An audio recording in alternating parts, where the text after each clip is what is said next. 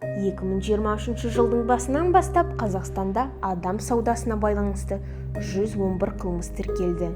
Егер сіз ондай қылмысқа тап болсаңыз, оның адам саудасы екенін анықтай аласыз ба? Бұл қарапайым қала. Онда мақсаттары мен оларға жетуге қиындықтары бар адамдар тұрады. Адам саудагерлері олардың мақсаттарынан пайда табу үшін өз желілеріне тартады. Адам саудасы кенеттен бола қалмайды. Бұл тұтас процесс. Бірінші кезең жалдау немесе тарту. Екіншісінде құрбандарды басқа жерге тасымалдау. Үшіншісінде олардың еңбегін қанау. Неліктен құрбандар қашып кетпейді немесе жұмыстан бас тартпайды? Адам саудагерлері қауіп-қатерді пайдаланып, күш қолданады және құжаттарды алып қояды. Осылайша құрбандар қорғансыз қалады. Оның бәрі жезөкшелік, мәжбүрлі еңбек және құқықтықты қамтитын қанау мақсатында. Бұл адам қиын экономикалық жағдайға тап болған көршісіне құрылыс алаңында жоғары ақы төленетін жұмысты ұсынды.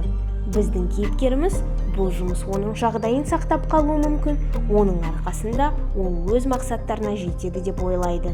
Сондықтан көршісінің ұсынысын қабылдайды. Бірнеше күннен кейін кейіпкерімізді көлік алып кетеді. Жол ойлағаннан әлдеқайда ұзағырақ болды. Ол бірден түсіндірусіз жұмысқа кірісуге мәжбүр болады. Аз тамақтанып, әрең демалады. Көптеген айлардан кейін оған уәде етілгеннің аз бөлігі ғана төленеді. Кейіпкеріміз алданғанын түсінеді, бірақ үйіне кетуге жеткілікті қаражаты жоқ. Бұл ер адам саудасының құрбаны. Интернеттегі бос жұмыс орындарын қарап отырып, бұл әйел шетелдегі мейрамханада менеджер болу жұмысын тапты. Оның кандидатурасы өтті және жаңа жұмыс беруші ошуды ұйымдастырады.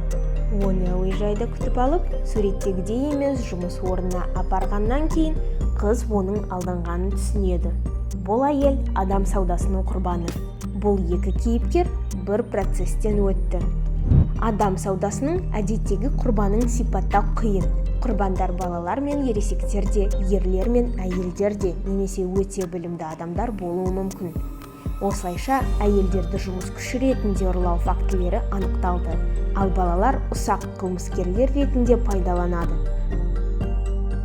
Жыл басынан бері Қазақстанда адам саудасына байланысты 111 қылмыс анықталды және 40-қа жуық қылмыстық притонның қызметі тоқтатылды. Адам саудасы құрбандарының 75% ерлер, әйелдер шамамен 25% құрайды. Қазақстан Мәжілісі адам саудасына қарсы іс-қимыл туралы заң жобасын жұмысқа қабылдады.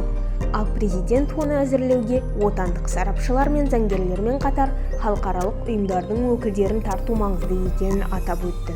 Заңнамалық қорғаудан басқа адам саудасына қарсы жұмыс алдын алуды, тергеу жүргізетін құқық қорғау органдарын оқытуды және ең бастысы зардап шеккендерге психологиялық, медициналық, сондай-ақ қоғамға оралуға көмектесуін қамтуы керек.